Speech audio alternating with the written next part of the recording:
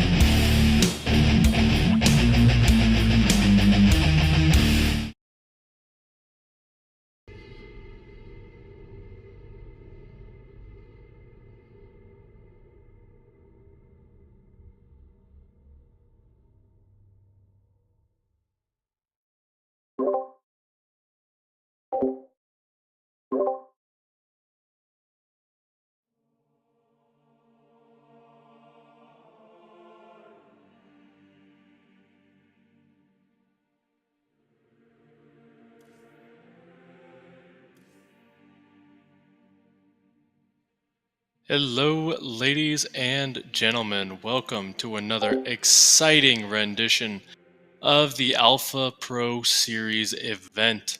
Today, we have the terror of Europe going up against the beast of Brazil, and that's right, it's Rodzyn versus Erik. PVZ for the ages. So this will be a very fun matchup. It's South America versus Europe. A little bit of a rivalry between the regions. Of course, there's a rivalry between every region because everybody's looking to be the best at StarCraft 2, and these two are at the top of their game, ready to play for that 70-30 split payout. Before we begin, we have some amazing sponsors for today's stream. We have 24-hour fitness, which allows you to build your own workout plan, and they will model everything to you, whether you're an early bird or a night owl. They have a time, a class, and an activity for you to do. Create your own plan and work out your way.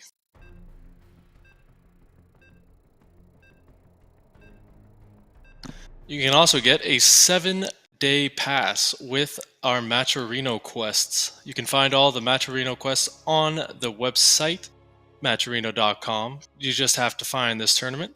You complete the quests on the side, and you get some cool stuff while also supporting esports. That's an awesome thing, and it's a great way to kick into this game, as Port Alexander will be our first map of the night. So I hope you guys are having an excellent day. We do apologize for some of the delays, little bit of a technical issue, but esports never rests and neither can we. So here we go, ladies and gentlemen.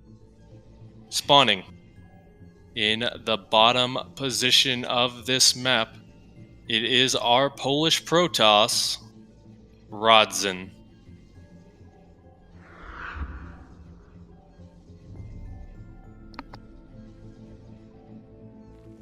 And his opponent in the top left, he's the terror of everyone, our blue Zerg, Erik.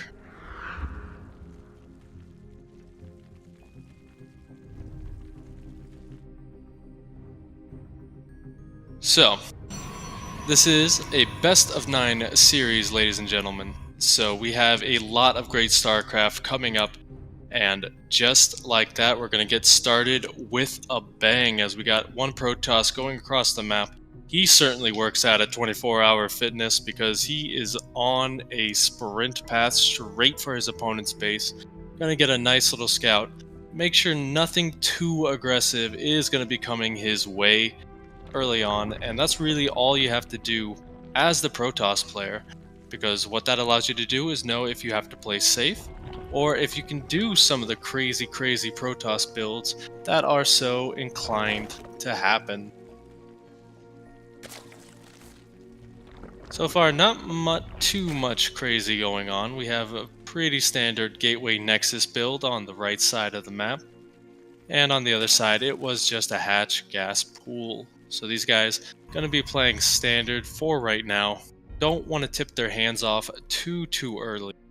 Otherwise, your opponent can react very quickly. Now, one thing to note, if you guys want some really fun, kind of interesting, but also at the same time really not that important fact, the last time Erik went up against a Polish Protoss player was 2 days ago. And he lost 3-2 in the finals of the Pizza Pie Series 8. So now, he's on a grudge match with Poland, so he's looking to bring his luck back around in that regard. So, first off, we do see it is going to be Stargate play out of our Protoss player. Stargate is a very versatile build to start things off early on. You can always go Phoenix in the later stages of the game, but that early Oracle, does good for just kind of putting a little bit of harassment on your opponent. And later on, the Oracle obviously can be used for Revelation and some other very fun little plays.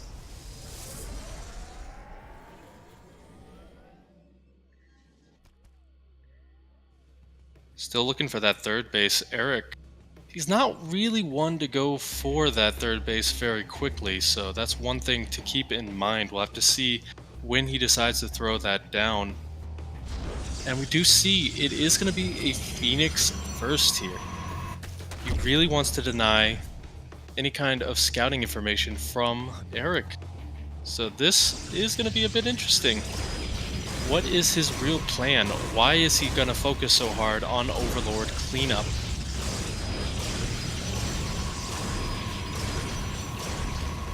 On the other side, that third base has gone down, and really it is just kind of a standard game as we're getting into that middle stage of it, and we do see tech starting to go down for both sides. Lair started up at a relatively normal time, and also roaches just to be completely safe.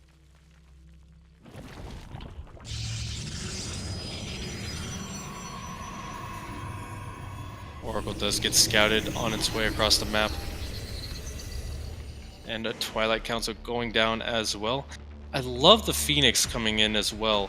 Just trying to give a little bit of a buffer here. Forces the aggro on the Queen and even just picks it up for a little bit. Trying to get as much damage done as possible before that Spore Crawler gets to be too much. But losing the Phoenix, that is a key mistake. You'd never want to lose these expensive units too early on. Now, we also do have a Warp Prism coming up. So we're going to see a little bit more aggression out of Rodzyn. He's taken some slight early leads here. He's currently only down 2 in workers at this stage in the game, which is kind of terrifying for the Zerg player.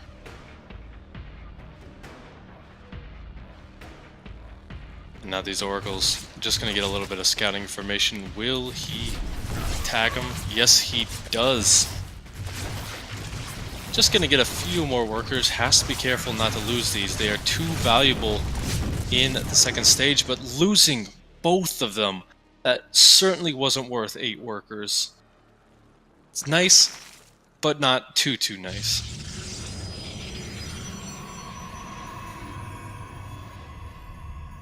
So the big thing now is, when is he going to be going for a push? He's not making any more drones. He has stopped on 54. And that's one of those things. You can't really stop there unless you're going for some sort of big aggressive play. So Rodzyn's gonna come in here with a typical Archon drop, no DTs beforehand. It's gonna get some nice shots off, no kills just yet. Just gonna focus down the Overlord. He does not want to overextend and get too far into the base. A little bit of good juggling here, gonna make sure that those Archons stay alive longer. And so far, just doing a good job of keeping Erik at home, making sure that he has to force units. And now Erik actually is going to just restart droning, so he will not be going for some big play like I thought he was.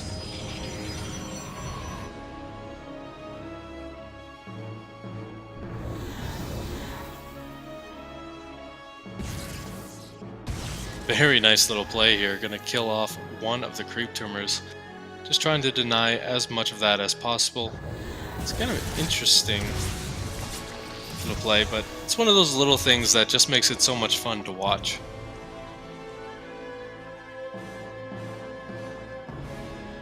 Just gotta be careful with that Warp Prism. It's in a very dangerous location. Roach is gonna be moving out as well to defend that 4th base. He does not want to get that picked off.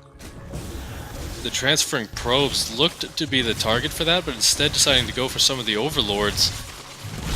Bit of a misplay there. Could have gotten a lot of damage done with just a couple of shots, but behind this, Erik is going to be going for that Hydra Den. He's getting the upgrades, the Overlord speed, the +2 attack, and on Rodzyn's side, he only has charge right now. Storm is about halfway complete and is +1 attack, but he has to be careful until that's complete. Once Storm is complete, he's got a lot more free range out here on the map, but he doesn't have that much map presence out at the time being, really giving Erik a lot of room to roam here, which is very, very scary indeed.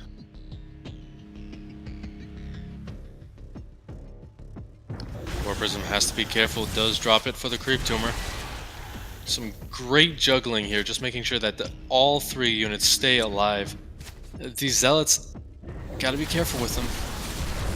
He's gonna move in, but the Templar are lagging behind, so no storms just yet.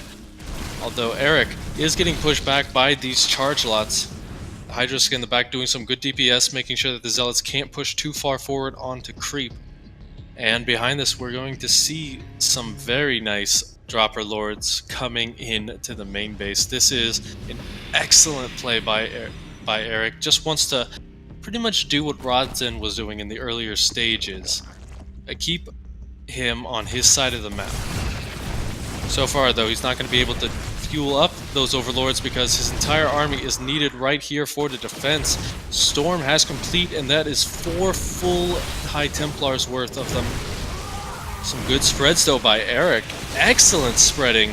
Does take a big storm right there, but it doesn't even really matter. He's able to clean up this army without too much of a hassle. The Zealot Warp In is going to get cleaned up as well. It's all up to these Immortals. It's going to need some really nice juggling, but you can't juggle if there's no Warp Prism. Erik is on the warpath right now, and it does look like rather than try and go for the 3rd, he is just going to do his initial plan and go straight for the main base, get on top of the production, while also probably hitting the 3rd with his Zerglings. So now his whole thing is just forcing Rodzyn to multi-prong defend. It's going to be very difficult. He's going to need pretty much everything at his disposal to do so. Cannons helping out, buying a little bit of time, but not really that much, as they all do go down. And the Muta Switch behind this. I'm thinking Erik may have this game. It's like Rodzyn still has a small chance if he hits some very good storms, but unfortunately Erik's just getting a bit far ahead, even being so bold as to want to drop right on top of these Immortals. A little mistake by Rodzyn there, not moving him out like that, but more probes going down. 13, 14 going down so far.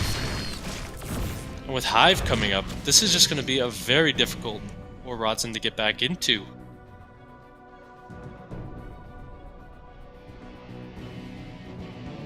Sushi leaving the game, which is alright.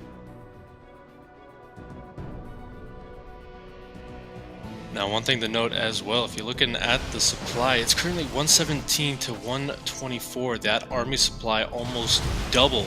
These Mutalisks have a pretty much free reign here as well, as the Lurker's going to come into the main army and just take them all out. This is not looking good for Rodzyn at all. He's just getting picked apart little by little, and Erik is just doing a great multi-prong attack.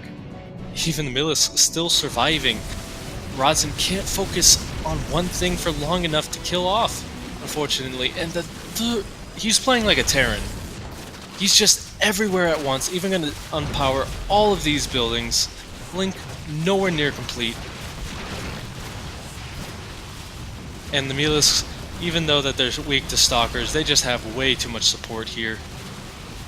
Still trying to take a 4th, but with the Lurkers in play right now, he doesn't really have an answer to anything in this army of Erik.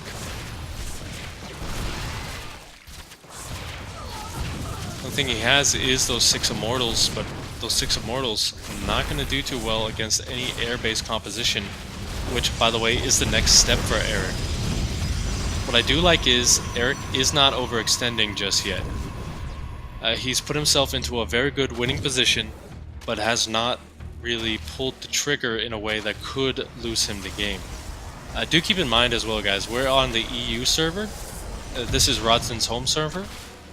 And before the games, Erik did say he has a bit of a ping issue right here, so he's really being a bit more cautious than he ought to be right now. Even just 2 or 3 Beetles, oh my gosh, they're getting so much damage done. Even making him storm his own army. Incredible.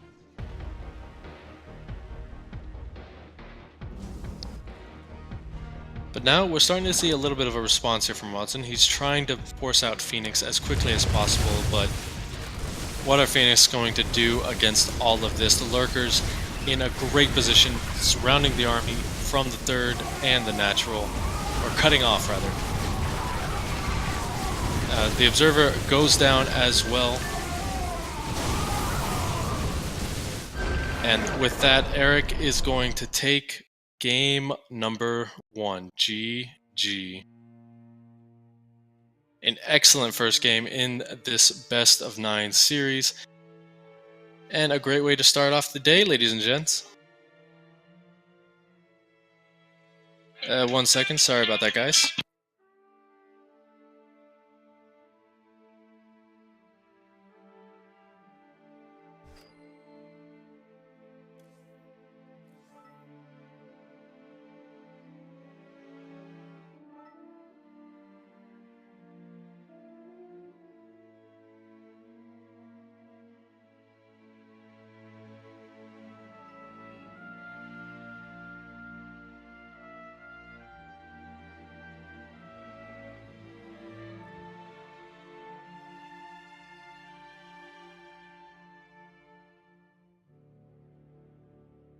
Sorry about that, guys.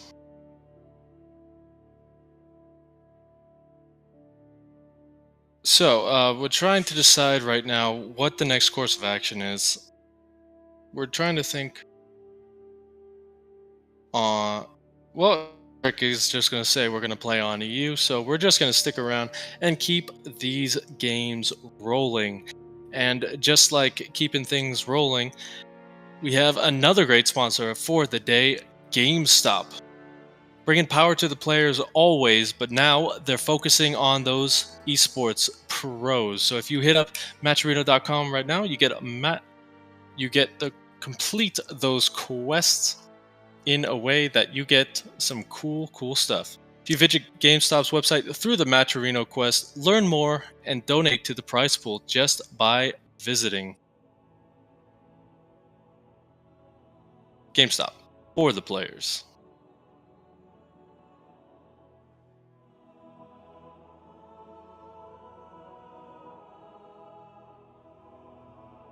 So now it's going to come down to which map is Rodzyn going to choose. This is best of 9, losers pick, no repeats for the first 7 maps. So he's really going to have to figure out what his strengths are and which map he can really idealistically pull it back from.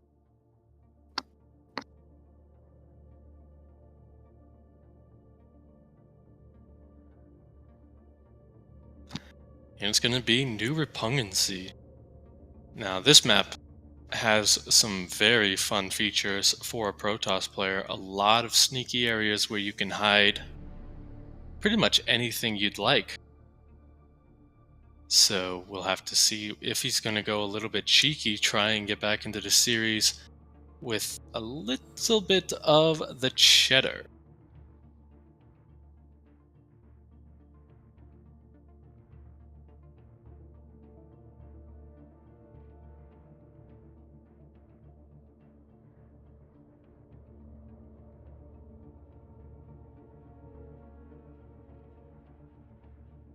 Just loading in the game right now, guys. Bear with us for a second.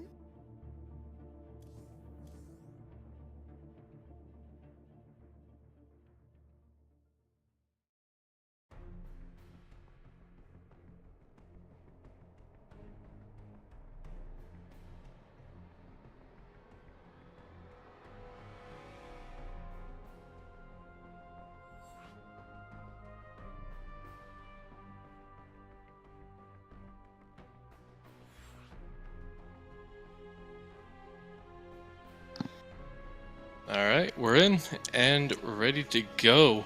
Looks like we have everything set up for us by the lovely Phoenix Tears. If you guys don't know him, he is an awesome admin. He does a lot of great work for the community.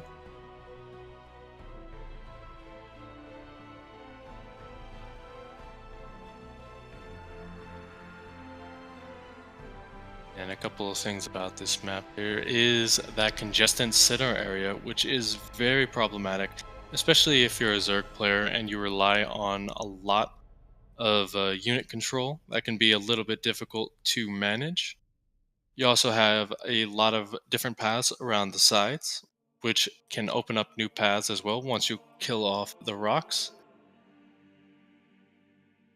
And other than that, it is a very good map for the sneaky player.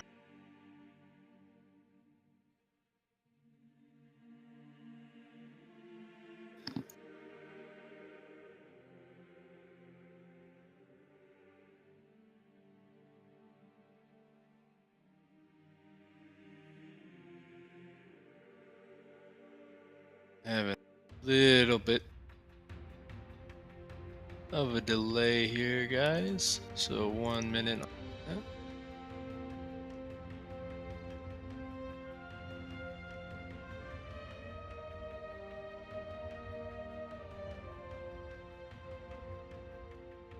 Do some cool work.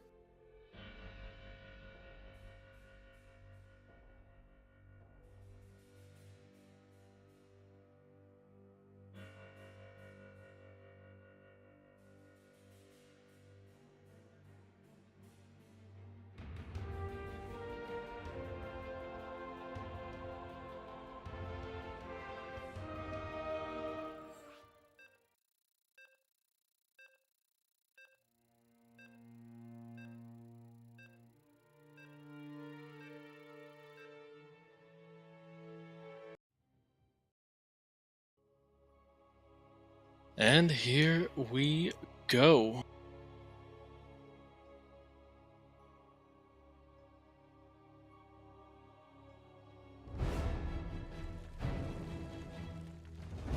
So, without further ado, spawning in the top position, he is currently 1 up over the European.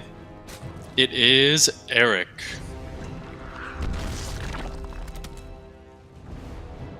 And his opponent in the bottom left, it is Alpha X's own Rodzyn.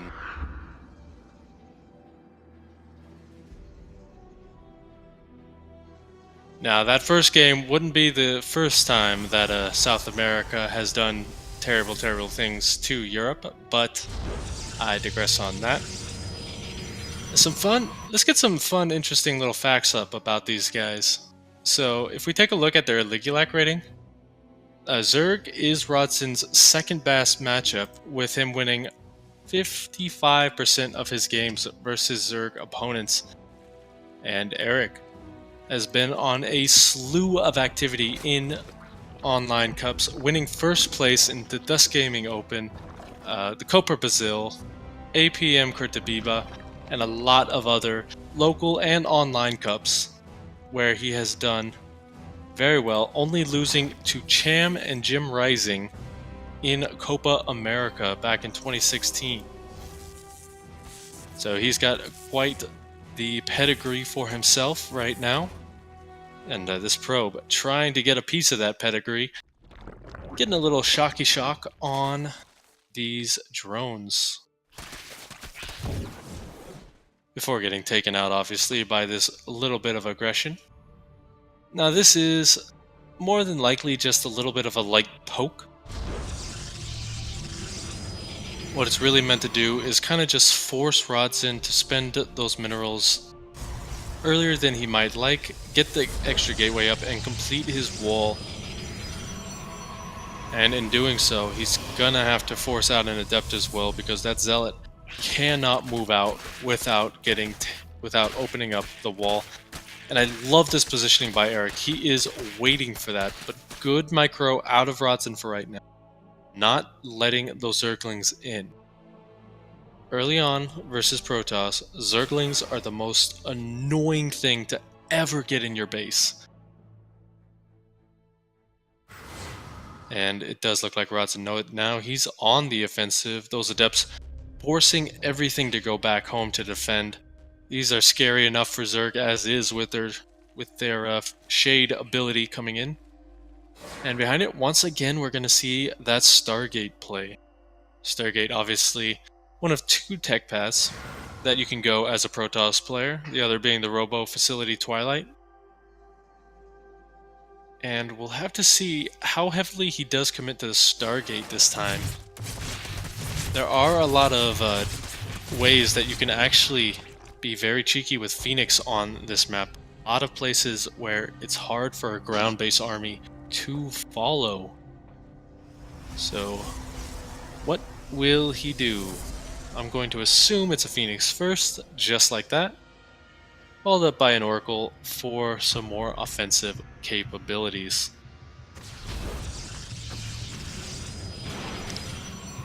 So at this point, Erik really just wants to stay out on the map, keep his opponent in the dark, and not allow him to really be out on the map with anything. Losing that Adept is a big deal for him as well, because that is his first scouting unit. The Phoenix was built to kill off Overlords, but the Overlord died before it even got out. So he's just going to be a little sad, you know, looking for something to do. He wants to feel useful. Behind us, we see, once again, it's going to be Robo Twilight.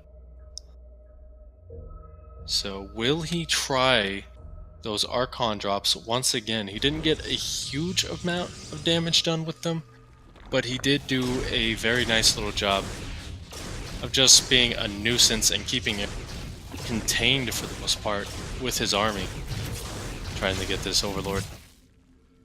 That's a few too many queens to lift there, my friend, and you will have to get out of there before you pass away.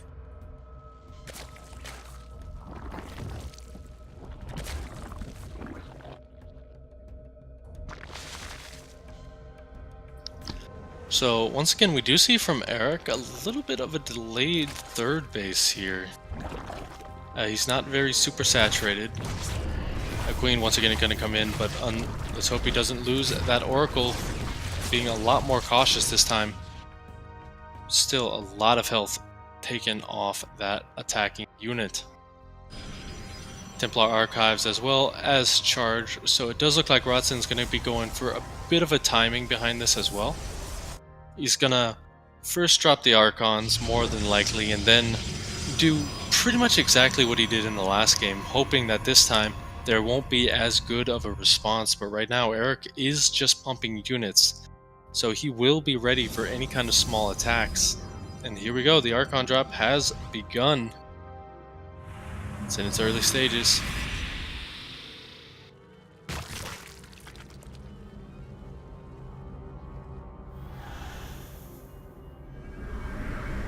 This time it is going to be followed with those Oracles, so he might be going for a bit of a double prong here.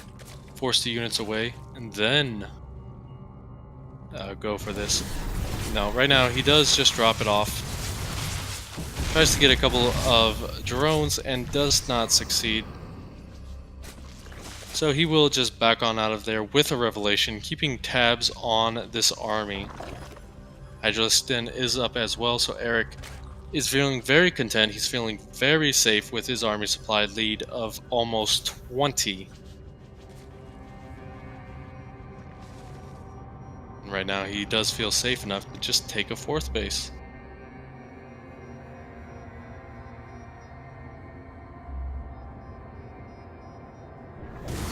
+1 almost complete and almost starting for Erik and Rodzyn respectively. And now it's all about the little games he's going to be playing with this Archon for right now. It's all just there to buy time. He might accidentally lose one. He has to be good with his juggling. Losing the obs is pretty good as well, just because it does deny a little bit of vision for this drop.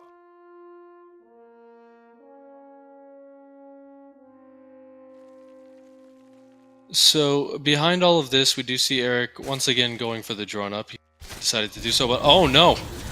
The War Prism getting dangerously low here. And that really just limits its effectiveness later on, especially when Rodzyn does decide to go for his attack. I gotta say as well, great reads out of Erik so far, and oh no, he did it again. He left his Warp Prism where it could get taken out, and this time it does fall, which really limits any kind of attack that Rodzyn can do here.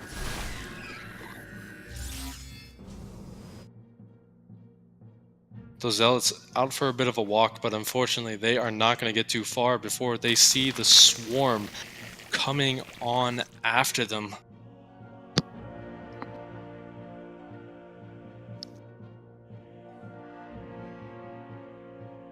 And now we're just going to go for that typical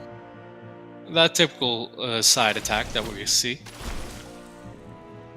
Zealots wasting their charge there.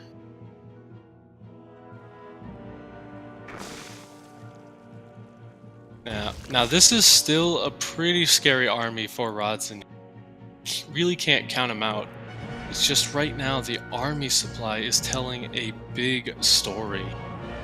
Luckily for Rodzyn though, that storm does even things up a bit. I would like to see a couple more Archons here as well as those storms to really just get some splash damage, but here we go. Erik doing what he does best, just going to start trying his best to pull his opponent apart, especially out here in the middle of the map. Erik hitting some big storms there. Has to retreat for right now. But here he goes. He's going to hit the main base. The Zealots are morphed in. He just wants to focus down some of these tech structures, I feel, and then get on out of there. But right now, he's in a great position and will force the recall home. So now, you just kill off that Templar Archives and get on out of there. There's not too much that shoots up down here, as these Zealots are going to come in and try and do some counter damage of their own. Forces Erik's army home, as those Lurkers are now going to be in play.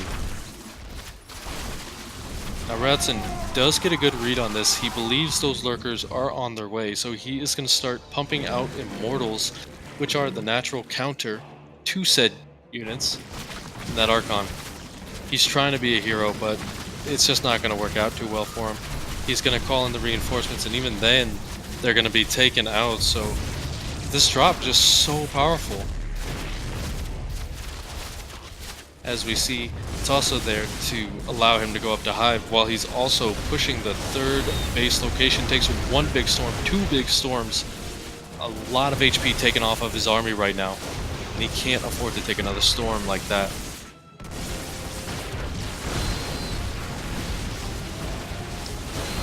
But he does snipe off the third base. Rodzyn being a little bit too passive there, knowing he can't fight into the Lurkers just yet.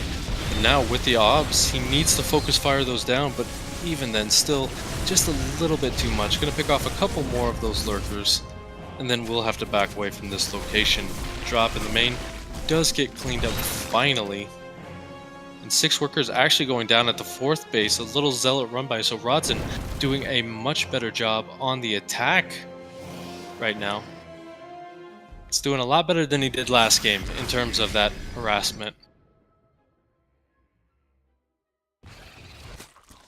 So now, what's Erik really going to do behind this? He does look like he's going to be waiting, and he does have those Mutalisks just like last game, but will they be as effective? Right now, it looks like the answer is yes. Has to be careful not to fly into those Archons, however. Gonna start pumping Phoenix a lot earlier as well. Wants to do whatever he can. Has to be careful not to lose him. It's very close. But right now, he's just going to get as many probes as possible. Rodzyn messing up a little bit on his micro there, losing one of those Phoenix. And right now, it doesn't even look like Erik cares about that right now. He's just going for all of these probes. The supply is just telling a story of anger, 85 to 142. This is just not looking good once again for Rodzyn. Erik is starting to run away with this game.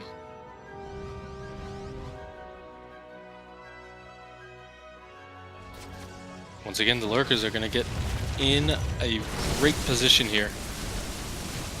Has to be careful not to get stormed too much. A lot of the support actually not in front of there, so those lurkers are going to get pounced on, but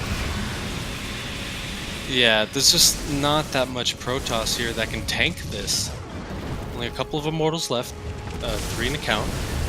So he's just going to go for it once again, using the Phoenix to fight these off, but those are just going to get picked off. There's nothing here to really back that up. And GG is going to be called once again to Erik. Just starting this series with 2 quick, easy, decisive games. So what this does mean is I hope, like, you really got to just look at these games as Rodzyn and say, what do I need to do differently? Which strategy will counter what Erik is going for? Because Erik has been pretty cookie cutter with his build. Just pull you apart from the inside out. 1 drop in the main, 1 drop in the 1 drop at the third, and just keep going back and forth. Protoss units aren't that mobile.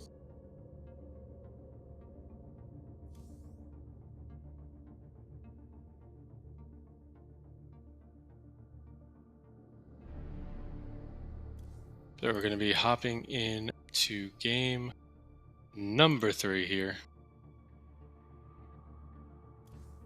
as we are just waiting on Phoenix here to make the lobby and Rodzyn to choose his next map. So you guys, the viewers, what do you think?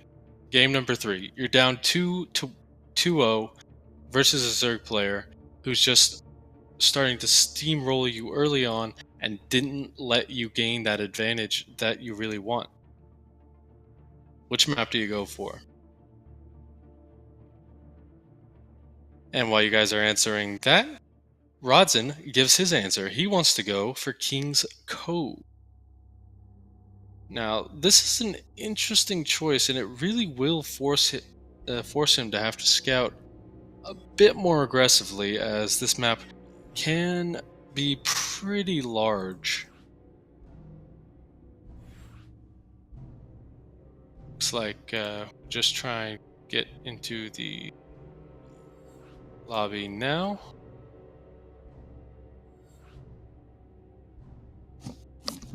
Sorry about that, guys.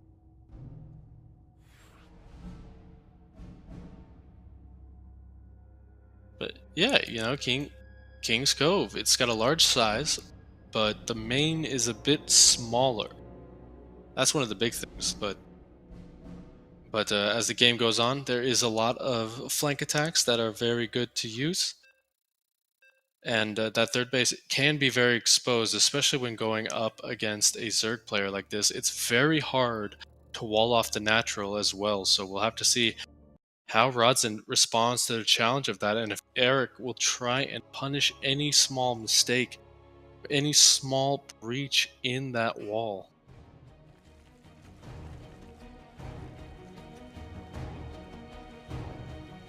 So without further ado, he's currently up 2-0 versus his opponent, spawning in the top position. It is Erik. And his opponent in the bottom. He's red, he's mean, he's gonna be seeing red if he loses this game. It is Rodzyn.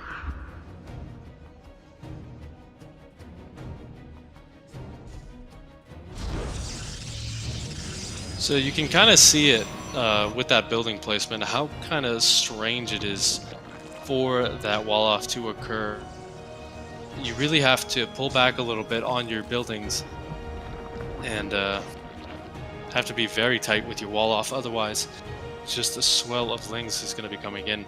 And that is exactly what Erik might be thinking here. We got a gas pool before second hatchery, which, as you guys know, signals some sort of aggression, even if it is just something small and dainty. It's going to be enough to kind of force, Rodzyn on his toes.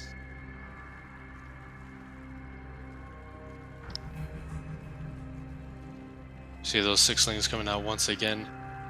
And now Rodzyn's got to scramble a little. He might have been thinking of throwing down that Nexus first, and he actually is just going to keep doing that, but he went Cybercore before it. Which is a little bit of an important distinction there, as a Cybercore does mean tech is going to be a bit heavier, especially if it comes before Nexus. Probe is going to get chased down, and I believe the wall actually is not complete just yet. There we go, he just finishes it. We'll have to get that Zealot into position pretty quickly here. And of course the Adept behind it. So now the question is, will we see that Stargate behind this once again? Doesn't really have the gas just yet, so it's pretty much a waiting game for him, as the scouting probe just going to stop. Now, we did see that Erik did pull off most of his workers from gas, so this does mean he does not want to overextend with his aggression, and it was just one of those light pokes to make sure that his opponent is doing exactly what he wants, and that is being afraid. Very, very afraid of the Swarm.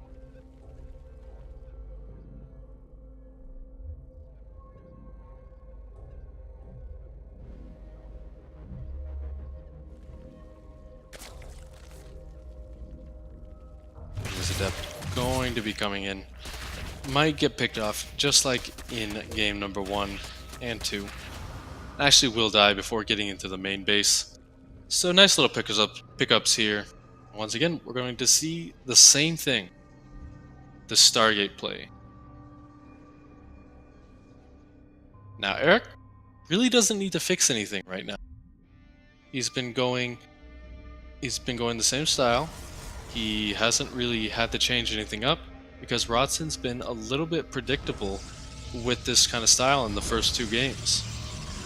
This time we do see that there is going to be no Phoenix on the way, so he is trying to be a little bit more aggressive, trying to get that aggression out a little bit quicker. And we'll see if it works for him, as Erik already has that Spore Crawler on the way at 1 base. There are plenty of queens at this 2nd base just to pick off anything comes. He is trying to hide the Oracle, but I do believe Erik scouted that Stargate already, so he knows what's coming. And once again, we just see the Lair of Roach Warren combo with that Evo chamber just built up, ready to go.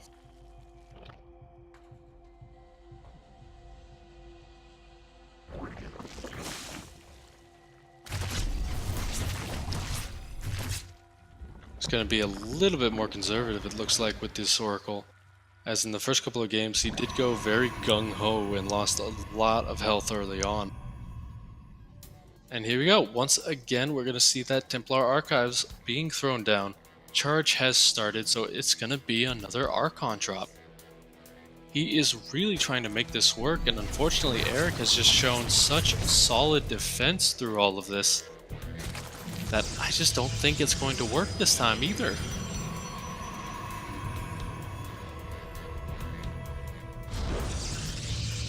Very low army supply for both players, by the way. So that is one thing to keep in mind. Well, actually, there's not that many units out on the field for Erik this time. He's only just now starting 1 Roach. Yeah, he doesn't have that much larva anymore. He's making 4 Overlords at a time, started up 2 more. Ooh. He's going to be in a little bit of trouble here. Or this might actually just be the perfect timing and I'm not seeing it, as 9 Roaches do start and they will finish in time for this.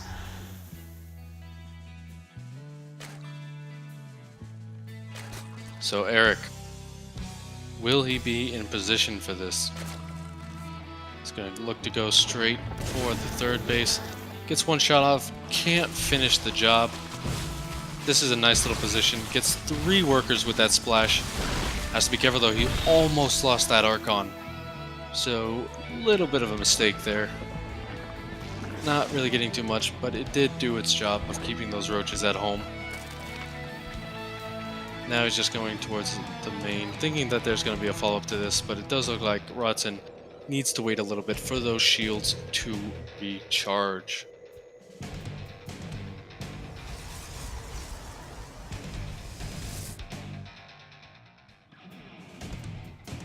Got a little bit of a timer here for Erik. Is he going to attack before Storm is completed? That's a lot of roaches. But this time there are no Hydralisks to back this up, so it is going to be down to those queens, and unfortunately they move so slow off creep. So they're just going to drop a couple creep tumors and be done with it.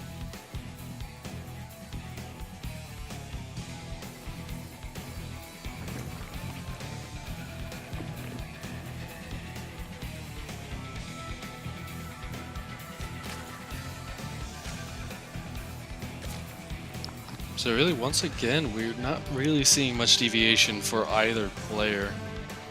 I don't even think we see any Dropper Lords coming up just yet for Erik, but I'm sure, knowing him, they are soon to be on the way. Or actually, this time he might just be going for the big 1-2 punch. Might not even need to hit oh, never mind. There they are.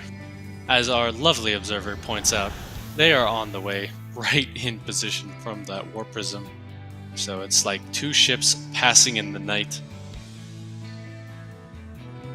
And here we go, the first little push of Erik. Just going to start taking out as many units as possible. But this time, Rodzyn does have equal upgrades, which is very nice for him. As in the first game, he was down by 1, and in the second game, I believe he started his a little bit late. But here we go, the Warp Prism gonna start its reign of terror, focusing down the queens for right now. Those Hydralisks are in position to take this out. Oh, he tries to warp in, but it fails horribly. So once again, just small mistakes out of Rodzyn are costing him this game. Small run by, as well as Duergo's tagging anything it can get its hands on. That's always nice to know when that drop is going to come in. But the question is, can you stop it? He's moving very far out to take care of this small force. He doesn't see that the big force is on the other side of the map.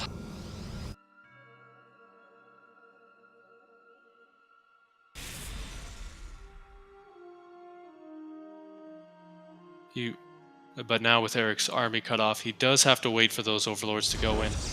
And how will Rodzyn split his army? First of all, he's got that Archon right there, trying to force the main bulk of the Protoss forces out towards that 4th base. Does not fails to do so rather.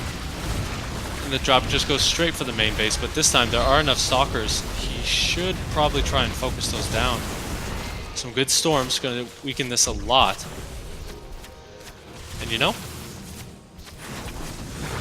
this time, Rodzyn does do a bit of a different tactic here. He did add on a second starport. He knows that if Erik is just doing the same thing he's been doing, next up is going to be that Mutaplay. The question is, will we even get there, as Erik is just focusing down these bases, harboring a lot of minerals as well. He needs to get back on that macro, otherwise he's going to fall behind. A little bit of a supply block here for Rodzyn. Got a pylon coming in to clear that up. But this time the drop is cleaned up a little bit easier, but not without taking down 15 probes overall in this game.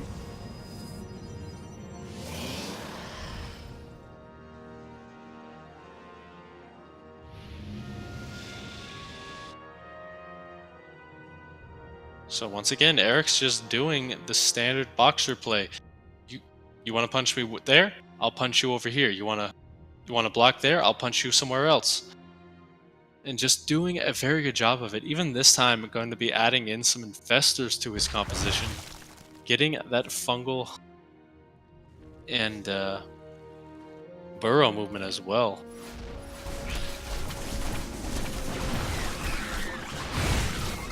wanted to get some damage done with those Zerglings, but the army was in position to stop that. And once again, we just see this big tech surge out of Erik. He's got the lurkers all done. He's getting the infestors ready. The Greater Spire is on the way, and cracklings are on the production tab. Adrenal glands is the bane of any Protoss's existence. It makes Zerglings just attack so much better. This big spread, a great job of forcing the Protoss to back up. He can't go too far onto, because those lurkers will just tear his army to shreds, especially when they get adaptive talons in a minute or two.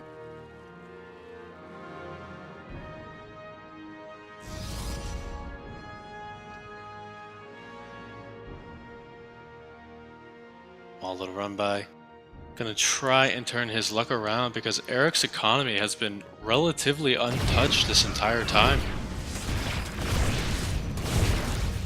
As you can see on the right, pretty much all of these different tech paths are starting to just line up perfectly. That adaptive talon making it so much easier to defend against this force. The Zealots have to force Erik to pull some of his army, but he still has so much at the front. And only 4 drones for this entire attack? That's not what you want to be doing as Rodzyn. Look at that. Erik instantly puts 4 drones on the production tab, and he is already back up to 74, like he has been. Things are going from bad to worse here. Erik starting to build that bank as he is almost maxed out. And Rodzyn just struggling to get back over 150 here for the time being. Adding on the Tempest and the Mothership Core. He's hoping for a miracle and hoping he can go into that super late game style.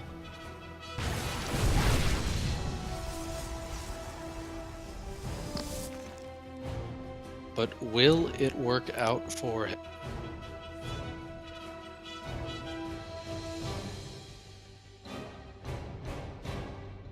Corruptor's actually looking for the War Prism. Do not find it. That is really funny.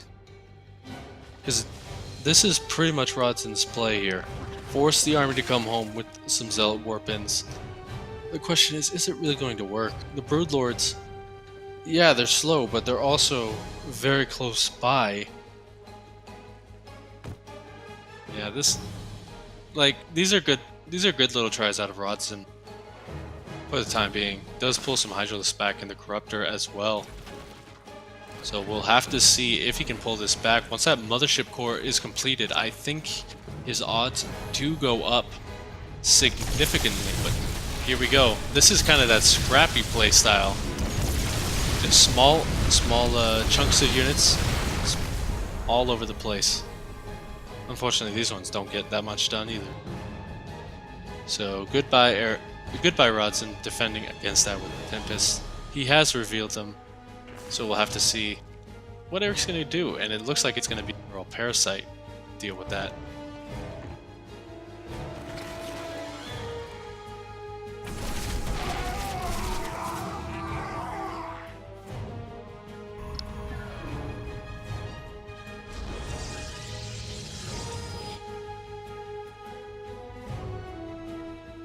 So, Rodzyn did get his wish.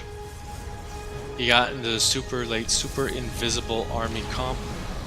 Decided just gonna come in here and just back off. But the thing is, I love Erik's unit composition a lot better. There's a lot of Hydralisks for that DPS. The Lurkers will allow him to make sure that nothing comes through. And there's so many fungals and so many different ways to reveal an army here. That I'm still worried for Rodzyn, even though he has this really good army.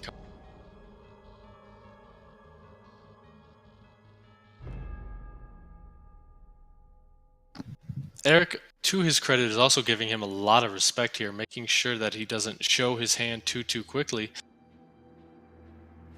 Another War Prism in position. Actually, that's the same one. Never mind. She's just gonna come in as well.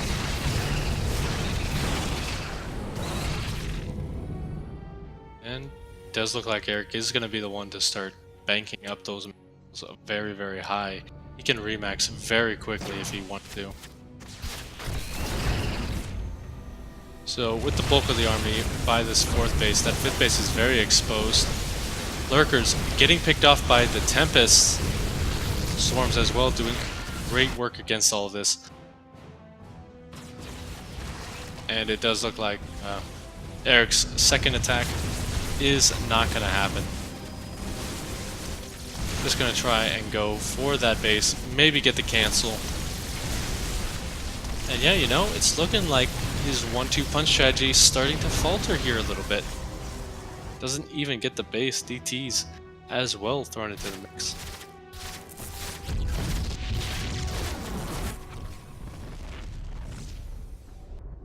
So overall, Rodzyn's just building up and defending. Erik needs to break this in some way, otherwise he's going to be in a lot of trouble. He's got a great unit comp, but his unit comp is still vulnerable to late game Protoss, which has a lot of AoE, a lot of very powerful, very expensive units. Just a lot of firepower.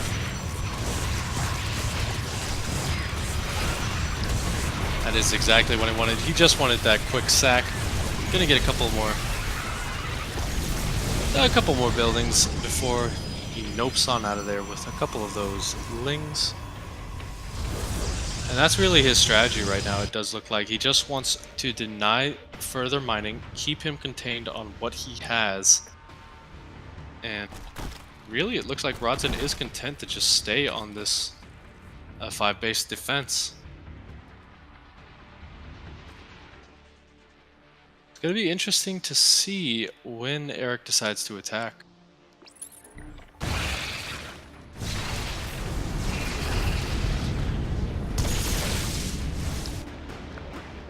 There are so many changelings with that arm.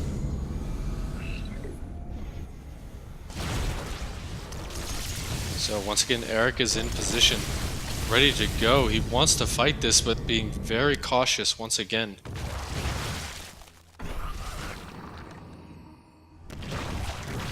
Killing off the Oracle with a Neuroparasite. Fun little play right there. Banelin's going to be rolling in. Does Rodzyn react? He actually isn't reacting just yet. 6 workers going down. 16. A whole mineral line just went down to that drop. The Tempest actually going to get caught here. Got a lot of Neurals and Infested Terrans going down. A lot of them actually do falter a little bit, but the Broodlords doing a very good job of pulling everything back. Oh no, even a recall being forced here, and that Mothership Core is going to go down.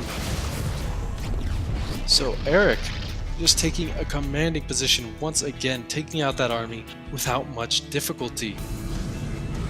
There's still a lot here, there's plenty of carriers, but they need time to recharge. A lot of those interceptors did go down.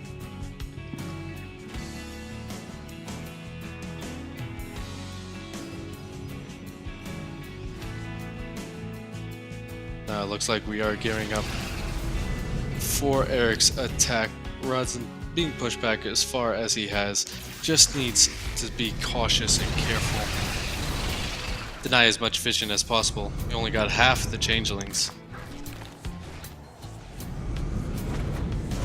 Now there's not really that much buffer against these Broodlords. It's a double-pronged attack, but the Hydros on one side actually do go down very, very quickly. He's trying to get another Mothership Core up. He's chronoing it out as fast as he can. A couple of Fungals taking out some high-energy High Templar.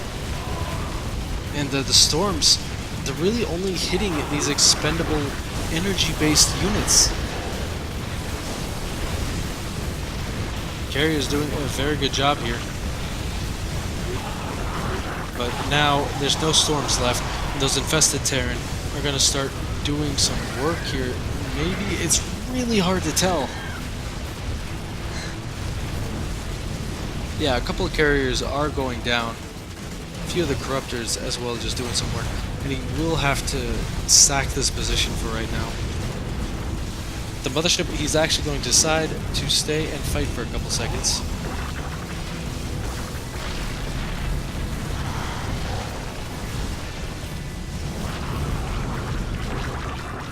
lot of infested turrets still out. So much vision and detection. Like, oh yeah, another recall being forced, and I think this engagement is going to be kind of the death throes of Rodzyn once again.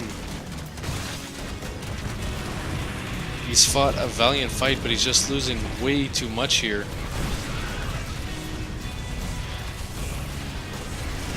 And as he continues on, we'll pick off some of the bird lords. That's very nice, but there's not really that much on the ground anymore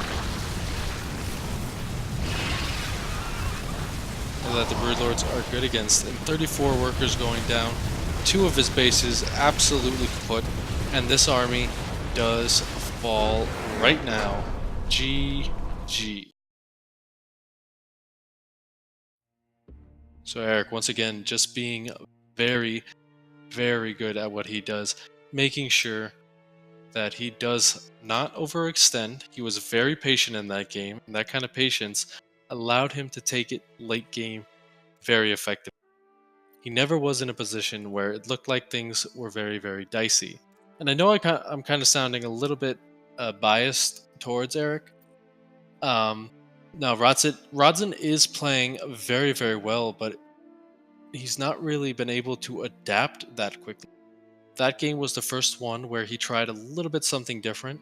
He didn't just go cookie cutter for the course like the first 2, but he is going to have to win a lot of games to come back into it now.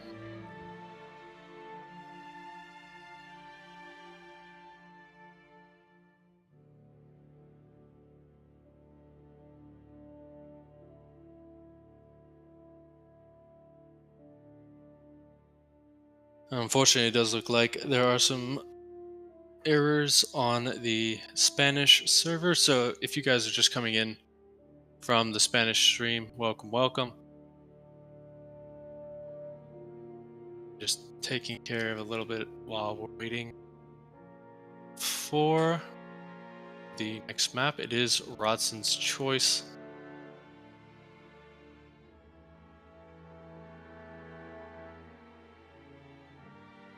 And with that, we got another great time to talk about our sponsor, 24 Hour Fitness.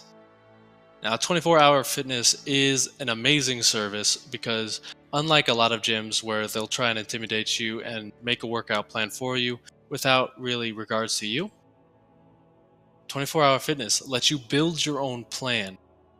It allows you to work out your way, whether you're a night owl or an early bird. There is always a time, it is always open, hence the name 24 Hour Fitness, with over 436 clubs. Why don't you bring your friends with a free fit plan, classes, pool, cardio equipment, and the whole shebang. Get the try 'em free with a 7-day pass from the Maturino sponsor quest.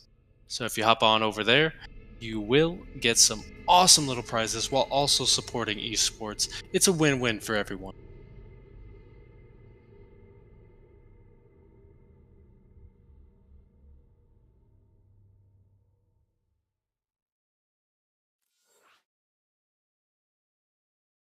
So now we're entering game number 4, ladies and gentlemen. Going to be on Automaton. So a much smaller map with very, very aggressive strategies being able to be used here.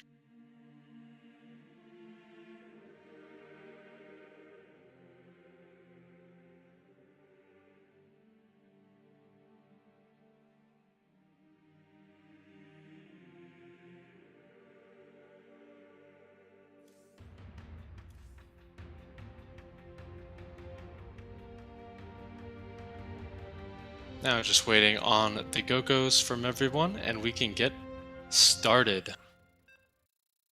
Countdown timer is live.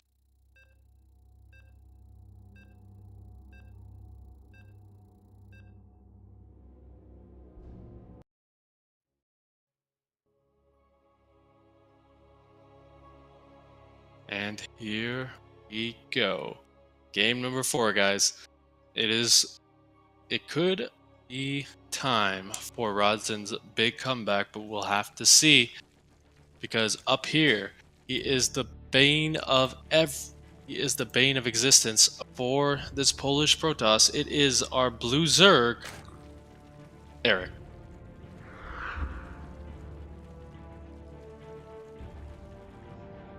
His opponent on the top looking to even it up and looking to bring it back in a big way.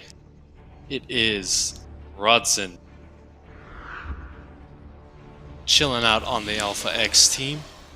Got a lot of good practice partners on there, so even if he doesn't win this series, he is going to be able to go over with a lot of great guys of all races and just kind of decide what he can do in the next series versus a Zerg here.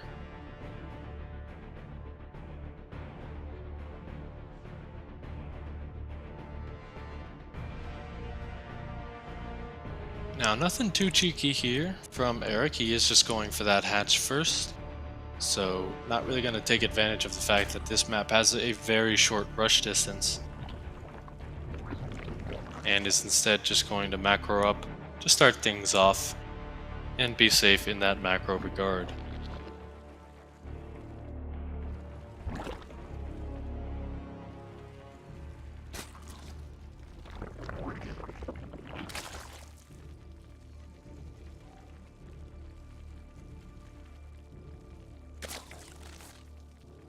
So far we do, yeah. So far Rodzyn is just going to scout things out. Make sure nothing too cheeky going to be going on. And is going to try and deny that third base, but the thing is, Erik has been taking very late thirds in this matchup, so he's really not even going to miss that for a little bit of time.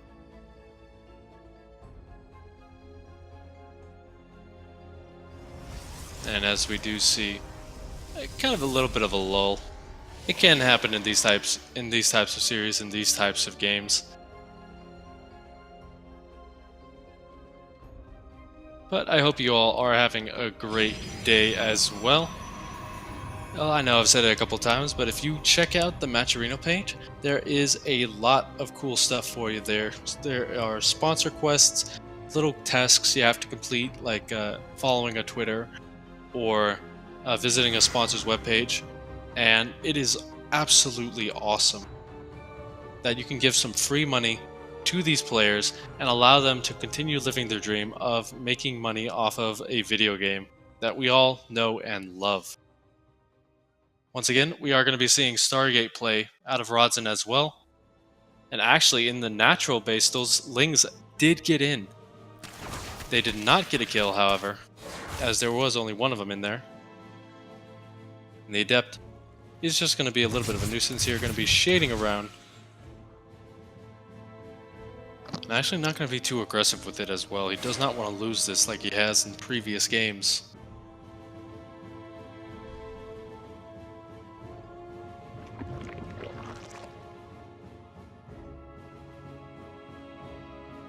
So behind this, we do see this is one of the things that Rodzyn has adapted to. He's been skipping the Phoenix the last couple of games because he does feel like they did force his Oracle to be a bit later than he would like. So he's hoping with a little bit of an earlier one, the reaction would not be as good. But unfortunately, this does get scouted out pretty quickly. And there's already Spore Crawlers in place, so we'll have to see how much he can get done with this. 4 or 5 is kind of the magic number here, but anything he can get would be lovely. Good pull from Erik, making sure that does not happen.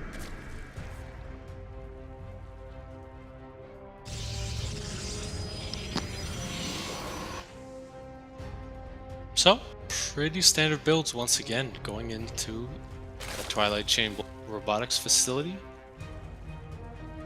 And we might see that Templar Archives come down right after that. Thought someone was knocking on my door, but it was just my fridge telling me there's more ice ready. 1 second, guys, I think it is my door.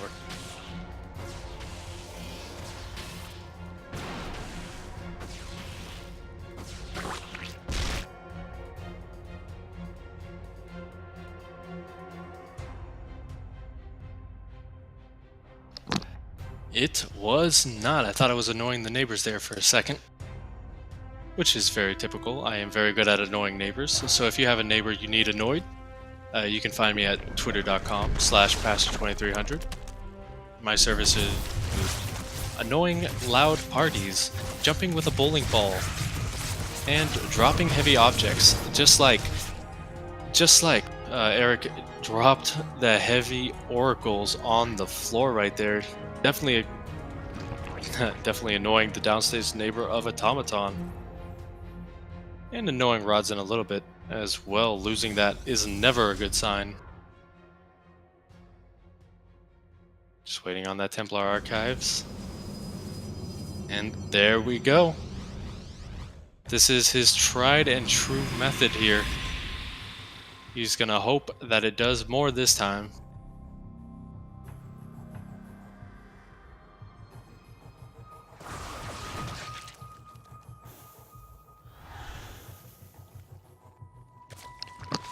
Nice little start, picking off a creep tumor. The Overlord gonna go down as well. No supply block just yet. Getting a roach as well. Has to be careful with his juggling. Does not want to lose either the Warp Prism or the Archons this early on. He wants to be annoying with it. It actually just looks like he's going to be very passive with it once again.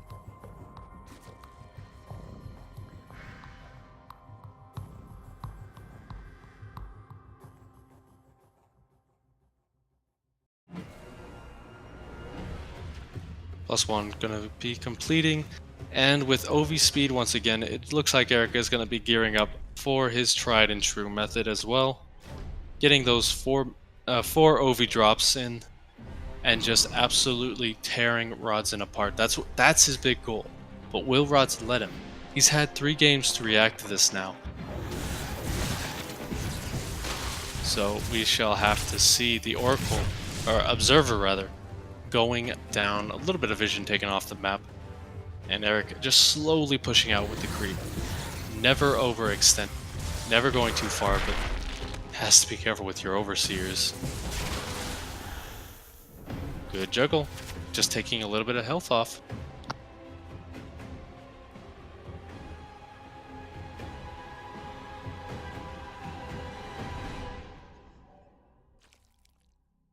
Ooh, we actually have 6 Overlords this time. And it looks like Rodzyn has 0 War Prisms. So 2 big numbers that are going to spell trouble for Rodzyn coming in here. I think all of his units are near the natural. There's only a couple of Stalkers in the main base. Going to warp in a couple more, but oh, that's just not enough. Maybe not enough. We'll have to see. Erik just going to let everything unload. Storms going down, getting a good blanket on this army, taking out a lot of hit points. But the Stalkers just not doing enough. The Warped-in Zealots are just wasted Warp-ins right now. And honestly, Rodzyn just really underreacting to this. The Immortals are the big daddies of this push, but they're not really expendable at this point. You need a big supply because Lurkers are definitely going to come up next. Ooh, is he going to lose the... Ooh. Yeah, he lost a lot of Overlords there, however. So, while Rodzyn did take a lot of damage, he might be able to stabilize rather, off of all of this. Erik starting to falter a little bit with this push, losing a lot of units, and he's still trying to reinforce, so he will be backing on out of there now.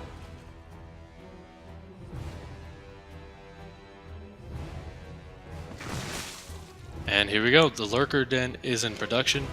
There is no Spire that time though. This is a bit of a deviation. It's going to be focusing more heavily on the ground play this time. It's pretty much a fool me twice, shame on me, fool me thrice. You know what, I'm just going to mess you up if you try that again.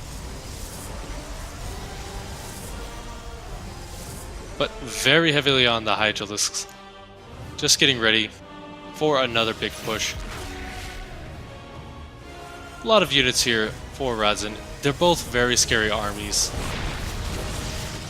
And there's plenty of storm energy, so this won't get too much done, but it is mainly just a distraction. The real play is going to be here in the base, but there is plenty there to defend as well.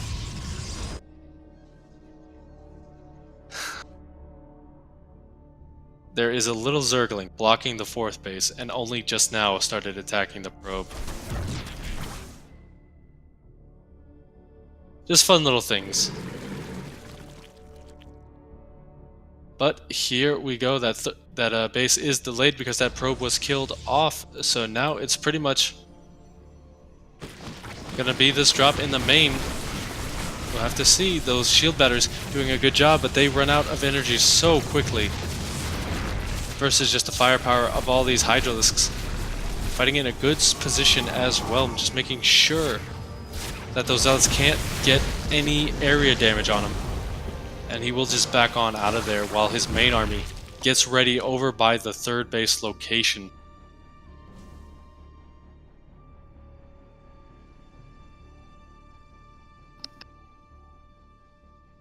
So the little bit of juggling Erik's been doing, it hasn't been working out the best for him, but getting those lurkers in position without any opposition, that is key right now. Storm's gonna go down and he will back on out of there. But Erik still attacking the 4th base with the remains of that drop. Faster pit as well, so a bit of a later hive than in the previous couple of games. So we'll have to see if he does decide to mix in those delicious infestors for the neural parasites as he did in the last game. And just kind of overall, it feels a lot scrappier than the first couple games. You know, Rodzyn hasn't really been doing too well in forcing damage. Got a War Prism going towards the main trying to fix that, but Erik has some Zerglings and they're just going to wreck up that 3rd base. So we do have, once again, that three-prong attack, but unfortunately there are units in every single position. Oh, sorry. So the 3rd gets defended. Oh my gosh. Hero Zerglings right there. But yeah, the 3rd base gets defended, the natural gets defended, and the main gets defended relatively easily, so Erik bled out a lot of units right there. And now we're coming up to the later stages of the game, where that massive carrier army is going to be coming out. We'll have to see when he does decide to add in the mothership as well. So just pushing in here is Rodzyn. A little bit of an underreaction here because he does have units at the 4th base as well trying to defend that attack. That defense goes a lot more smoothly, but just the fact that he's so spread out makes it so difficult to defend all these different positions. He's gonna really have to rely on that storm energy to push things away. With the hive not done yet, adaptive talents is not here, so those lurkers aren't as effective as of getting into position. So that's really his timing here.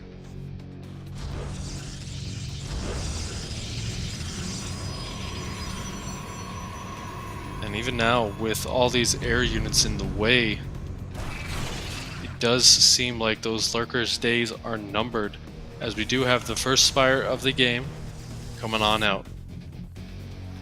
And the second one at the same time.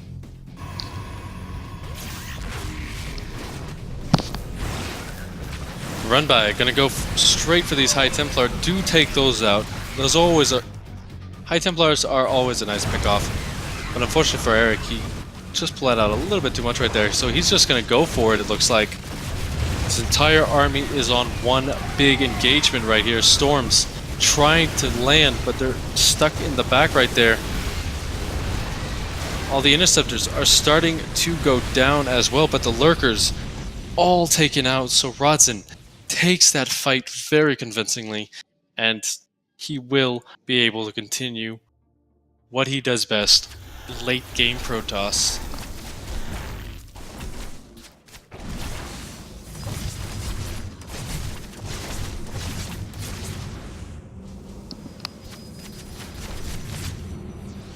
Now it's Erik's turn to be to be absolutely blindsided by double prongs. A good position is going to prevent those zealots from doing too much, but this gold base is not long for this world. Those drones are going to be mincemeat very quickly here. 9 more lurkers on the way, so he does recognize that there are still a lot of zealots out on the field. But the question is, how heavily do you invest in those lurkers as opposed to the hydralisks? Because those hydralisks are desperately needed to take out that air force. And there is a lot of buffer on the ground as well for these guys. Trying to see how much storm energy. There are 2 storms available right now, more on the way, but this big attack is starting to blindside Erik. He is taking out a lot of the interceptors, and actually that hit points are starting to get low here, but it's this attack right here that is doing so much work. Forced all of the units off of the 4th base, those drones just moving around, getting taken out, and another cancel. So honestly, Erik didn't do too badly there. I don't know how many drones he lost, but Rodzyn doing anything he can to stay in this game, and it's going very well for him actually. Erik hasn't been on his opponent's side of the map in a very long time, not even for harassment, which is never where you want to be as a Zerg player. Hydra's doing a good job of taking out the interceptors though, so those carriers have to be careful of where they're positioned. The lurkers just trying to get right on top of this army, and with adaptive talents they can, so they're going to start taking out what they can, but unfortunately they just get out DPS'd and taken down. Rodzyn really wants this base, and it's going to get it as well as his first game of the series. GG. The comeback has started, ladies and gentlemen. What was that? Someone is banging on my phone. I'm a professional, guys, or at least I pretend to be. So sorry about that. Next up is going to be Kairos Junction? Is that in the pool?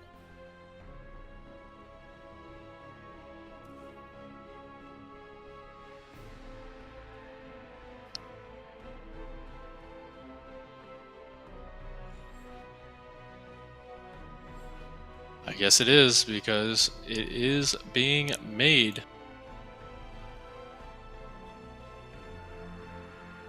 Yeah, it is in the pool, excuse me. Like, for some reason I was thinking it was Abyssal Reef. That is my bad. But fun fact about this map, I'm currently in Psystorm Community, and I know the guy who made this map. And if you were watching I Am Katowice, you do know In Control had his fun with this map as well. So yeah, the big feature of this map is there is a short rush distance to both of the naturals, and with the alternate routes, there is a lot less ability to scout, as there are no watchtowers positioned anywhere around. So you have to be very on top of those secondary paths.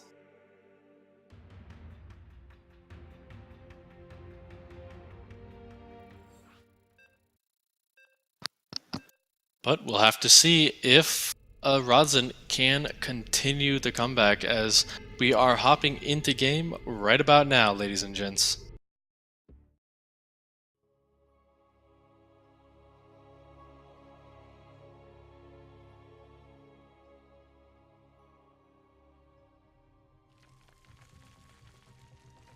After dominating 3 games, he finally felt human there for a minute. Spawning. Down here in the bottom position, our blue Zerg player, Erik.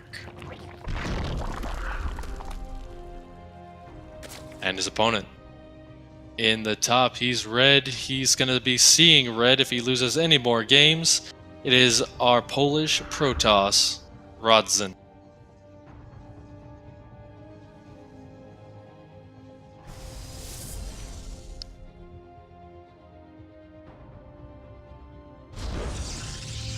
once again, we do see a gas first out of Erik, so he's going to be looking to take advantage of that short rush distance and probably put on a little bit more pressure.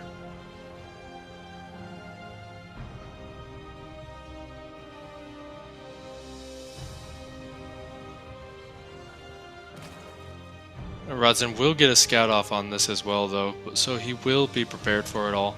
He sees that the hatch is not complete, and Erik knows that he's been found out, so he's just going to go straight for that third base location, pretending like he's going to take his natural, and instead just dropping the third on location.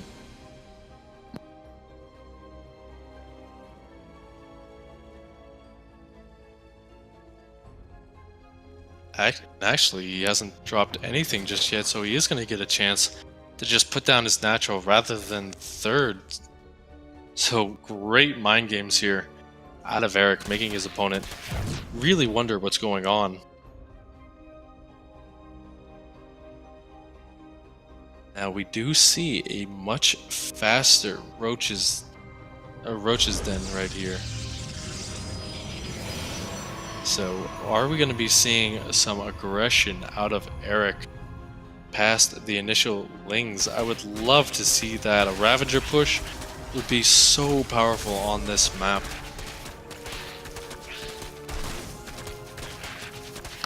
Got some people saying their favorite in the chat. So yeah, give these guys a big old cheer for what's going on, because they certainly deserve it. Bringing up great StarCraft action for you. It has been an intense 4 games, and we still have a possibility of 5 more to go. Now Erik, he's preparing his units. He's stopped all drone production for right now. And how hard will he be able to go on this? Actually, the wall is open, so ooh, just some small mistakes here from Rodzyn, leaving that wall open. So he's going to be in a bit of trouble as there are no pylons powering it. So all units on the ground are now grounded for good. And he's just going to keep canceling these pylons. That's incredible. He delays those adepts and any sort of warp gate timing for so long. And now he's just going to be a nuisance in the main base, already getting 2 probes for his trouble. And all of this, it doesn't even matter because it is the big push. The roaches coming across the map that are just going to go right in. Absolutely decimate things. That Void Ray has to be chronoed out, but there's so much damage that could be done in the meantime. And yeah, there you go. Erik, ladies and gentlemen, he is up to match point.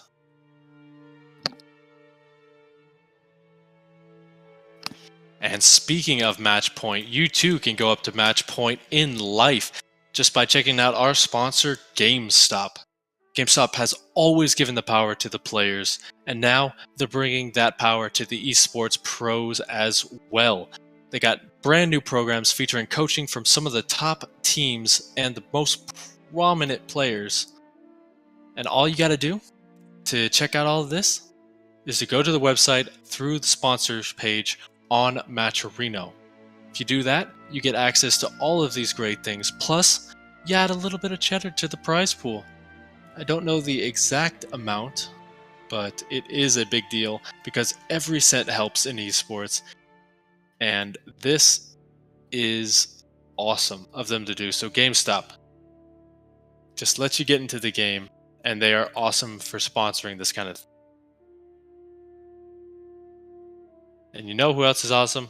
Rodzyn for choosing Cyber Forest as game number 6.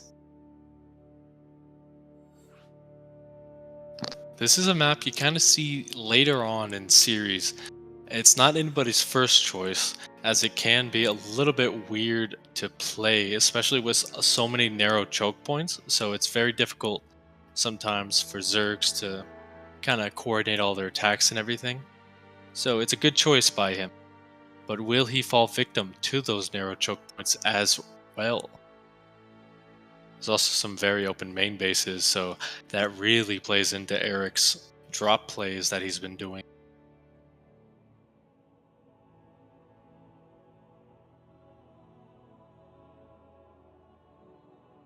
Now, we got both players saying ready, so we are good to go. Game is starting up. You can't hear the countdown, but you know it's there. Currently 1-4. Will Rodzyn bring it back, or will Erik take that 70-30 split?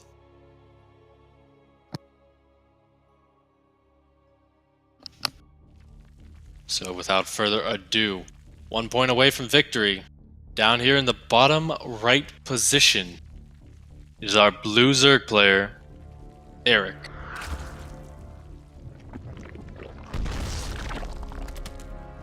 And his opponent in the top. He's mean, he's Alpha X, and he is 1 game away from losing. It is Rodzyn.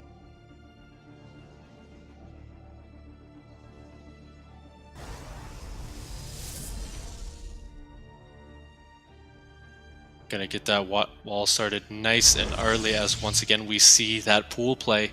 Erik gonna be putting it all on the line here. Trying to get that aggression up nice and early. And I think it could really work for him here. Just has to be careful not to get scouted. Rodzyn will know something is up because he will be scouting this out. But he doesn't know how much Erik is going to commit to this. Neither do we really, but we'll have to see. As that hatch was trying to go down this time, actually. And this probe is just going to be a bit of a nuisance for a couple of seconds. Even just delaying it for a couple of drone time.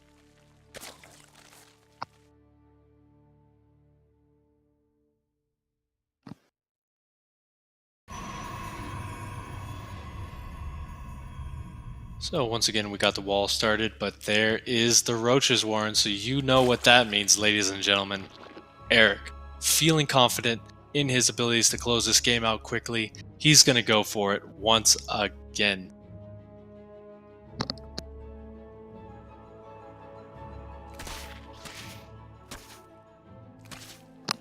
A bit of mind games here as well.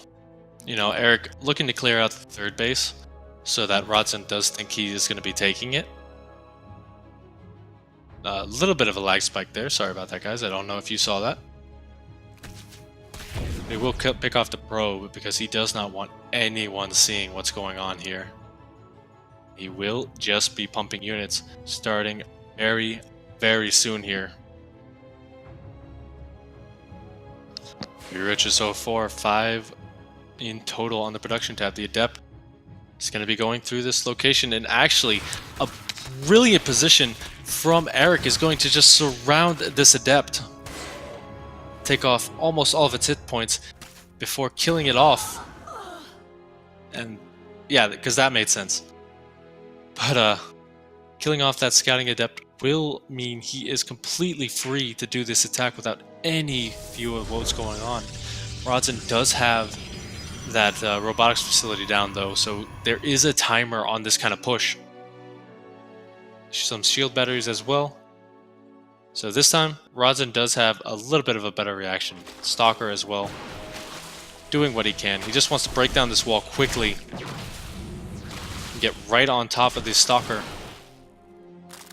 forcing him away from the shield battery. That is so important during all of this.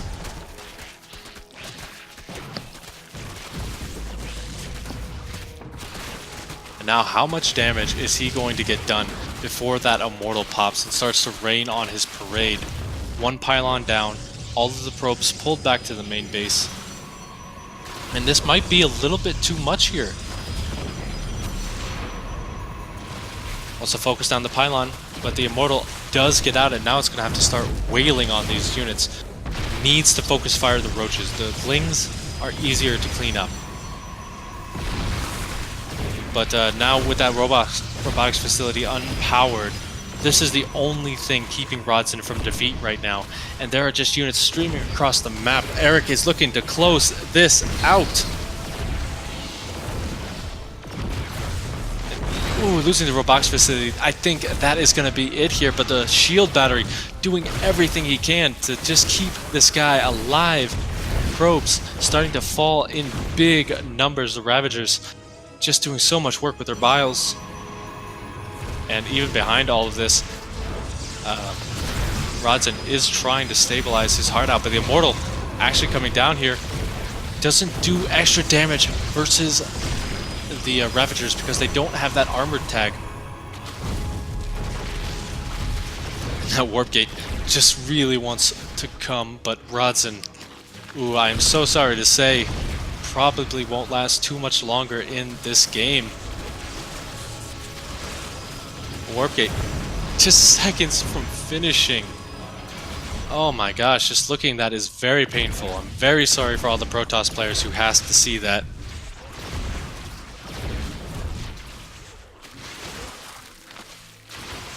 But Erik, just so dominant versus this series.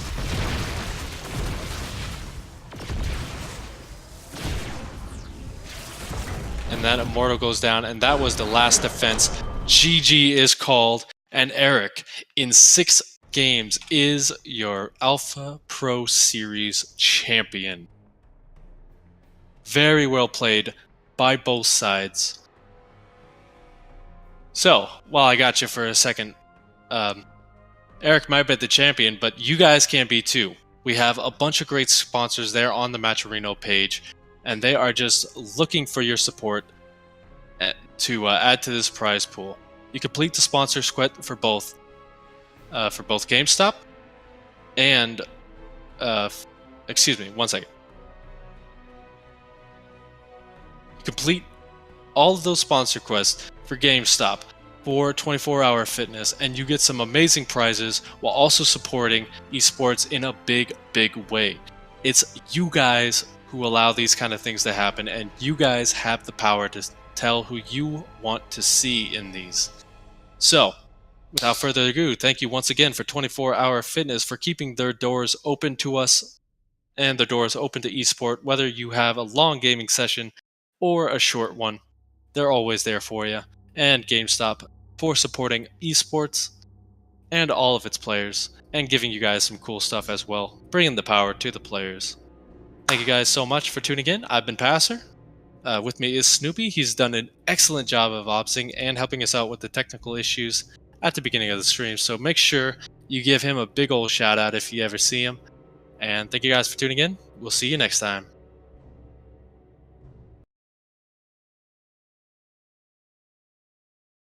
Time is now, place is here to rest. Feeling the holes on my soul. I see, I like, I go, I get. No one can hold me back. I see, I like, I go, I get. Go, I get, go, I get, go, I get now. Go, I get, go, I get, go, I get now. Nuclear missile ready.